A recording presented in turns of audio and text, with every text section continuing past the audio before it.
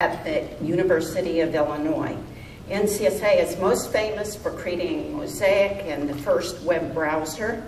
And my team, for all the visuals, I like to give the team the credit right up front because all the visuals you're about to see with scientists. And also we have an honorary member to the team, Matt Turk, who's now joined NCSA as a scientist and a visualization expert.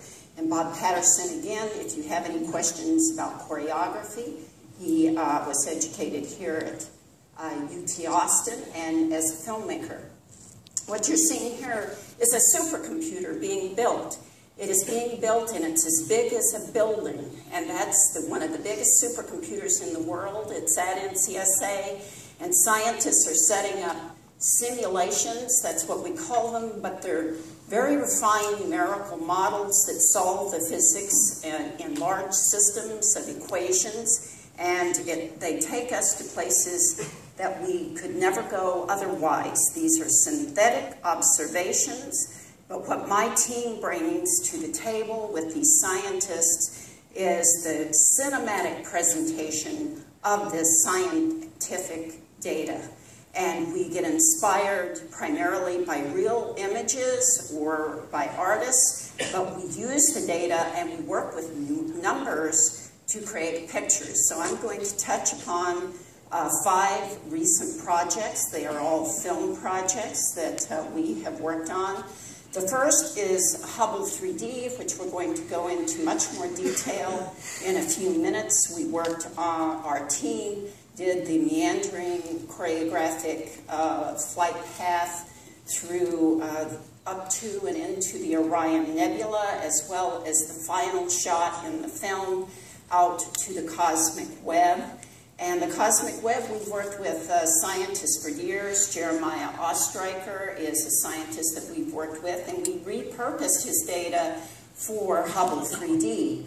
We also did a couple of shots and worked with Dan Glass from the Terrence Malick film, The Tree of Life, which is a feature film, wonderful, visually rich film with really good science. And we also have worked on Space Junk, IMAX 3D film, and we repurposed some of the science from Jeremiah Ostreicher. Here you see in this large-scale numerical model of the cosmic web coming together. Gravity is pulling together stars in this gas, and they're colliding and forming galaxies and this enormous cosmic web, and it is in 3D stereo for this IMAX film.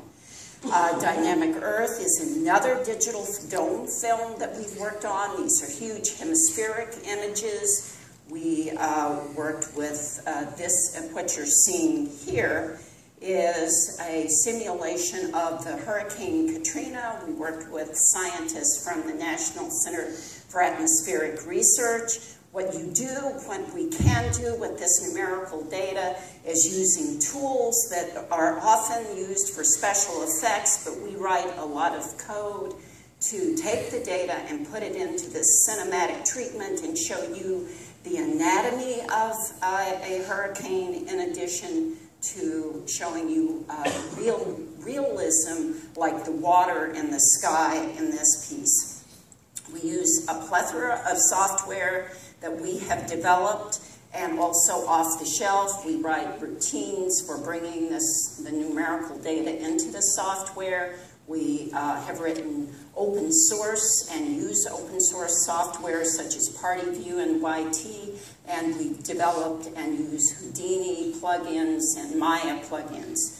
We've been working with virtual reality to design and choreograph these films since Cosmic Voyage, and that's Bob and me back in 1994 working on Cosmic Voyage.